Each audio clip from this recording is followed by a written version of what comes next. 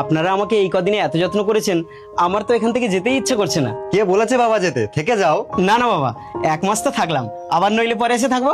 এই চলো। মা তাহলে আমরা আসলাম।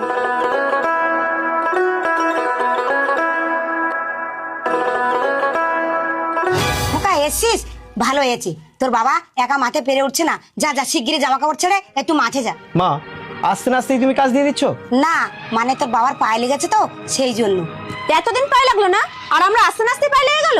বৌদি, যে ব্যাপারে জানো না সে ব্যাপারে কথা বলো কেন? এই, তুই আমার বউয়ের মুখের উপর কথা বলিস? একচল মারবো একদম। খোকা এটা তো ছোট বোন। মা, তুমি জানো শ্বশুরবাড়ির লোক আমায় কতটা সম্মান করে? সেগুলো কার জন্য বলো তো? সেগুলো শুধুমাত্র তোমার এই বৌমার জন্য। আমি যদি একে সম্মান না করি, আমার শ্বশুরবাড়ির লোক আমাকে সম্মান করবে কি করে? তুমি কাদেরকে বোঝাচ্ছ? ওরা তোমাকে ভালোবাসে নাকি? কিরে মা, আবার ঘুরে এলি যে? মা, আমি আর তোমার জামাই একেবারের জন্য চলে এসেছি। আমরা এখন থেকে এখানেই থাকবো। কেন রে মা, কি হলো? না মানে কি আর বলবো শ্বশুরমশাই। আর বলতে হবে না, বুঝে গেছি। জামাইকে নিয়ে ভেতরে যা। কি গো, জামাই তো একেবারের জন্য থাকতে চাইছে, কি করবো গো? কোনো একটা ব্যবস্থা করতে হবে। আমরা তো 2 ভাই বোন, আমি যে জমির ভাগটা পাবো আমাকে তুমি দিয়ে দাও, আমি ব্যবসা করব। এসব কি বলছিস তুই? কি ব্যবসা করবি? সে কি ব্যবসা করবো সে আমি দেখে নেবো খুনি। তুমি বাবাকে বলে শিগগিরই আমাকে জমির ভাগটা দাও তো।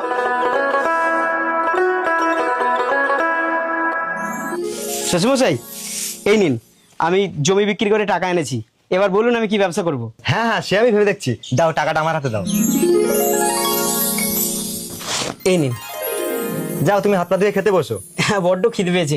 শাশুড়ি মা, কি রান্না করেছেন? ওই একটু মাংস রান্না করেছিলাম, তোমার শালাটা খাবে খাবে করছিল তো তাই। বাবা, মাংস?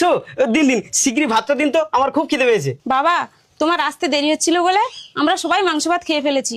ভাতে শুধু একটা আলু পড়ে আছে। সকালবেলা বাবা 3 কিলো মাংস আনলো, আর আমার থালায় 2 পিস মাংস কেন? আরে হঠাৎ করে পিসিরা চলে এসেছিল তো, তাই একটু কম পড়েছে। বৌমা, তুমি আমার ভাগের মাংসটা খোকাকে দিয়ে দাও। এ কি মা, আপনি খাবেন না? আরে বাবা তুমি দাও না, আমার মাংস খেতে ভালো লাগছে না। কি ভাবছো বাবা? না মানে মা, আপনি মাংস ভাত ভালোবাসেন মা? কেন ভালোবাসবো না? এরপর কেটে গেল 1 সপ্তাহ। আপনি বললেন আমার জন্য একটা ব্যবসা ঠিক করবেন। কই, কি ব্যবসা ঠিক করেছেন? আরে বাবা, ব্যবসা বললেই ব্যবসা, তার তো একটু টাইম লাগবেই। তুমি এক কাজ করো তো, বাড়িতে বসে না থেকে তোমার জন্য একটা কাজ ঠিক করেছি, তুমি কাজ করো।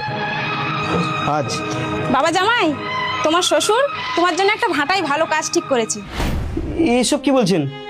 আমি ইটের ভাটায় কাজ করব? তা কি হয়েছে? পুরুষ মানুষ হয়েছে, সব কাজ করতে হবে।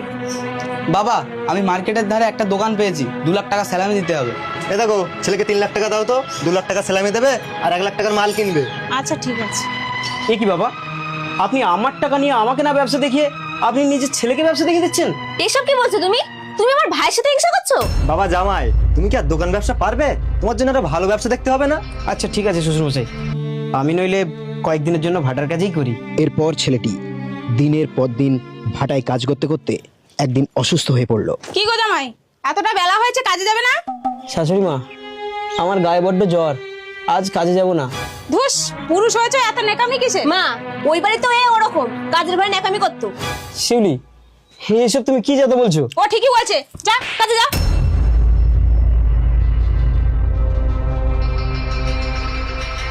বাহ চমৎকার, যার টাকায় বসে বসে খাচ্ছ আর তাকে আজকে ধাক্কা মেরে কাজে পাঠাচ্ছ। কি?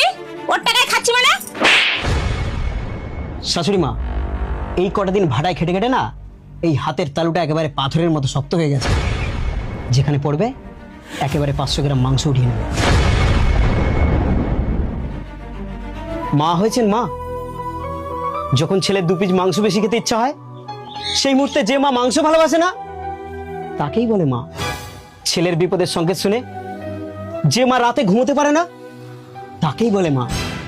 আরে একটু ভালো করে চেয়ে দেখুন তো, মা কাকে বলে?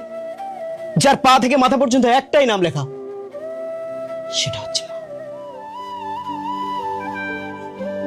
শিউলি, তুমি আমাকে একদিন বলেছিলে না যে সম্মান দিলে সম্মান পাওয়া যায়?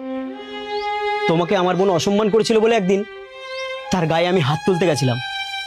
কই, তোমাকে তো আমি সম্মান করেছিলাম, তুমি তো কই আমাকে সম্মান দিলে না। ছি, ধিক্কার জানাই তোমাদের মতো মানসিকতাকে। বাবা তোর গায়ে তো খুব জ্বর, চল বাবা বাড়ি চলে যাই। বন্ধুরা, মা হলো এই পৃথিবীতে এমন একটি শব্দ যার দ্বিতীয় হয় না। তাই মাকে ভালোবাসুন। ধন্যবাদ।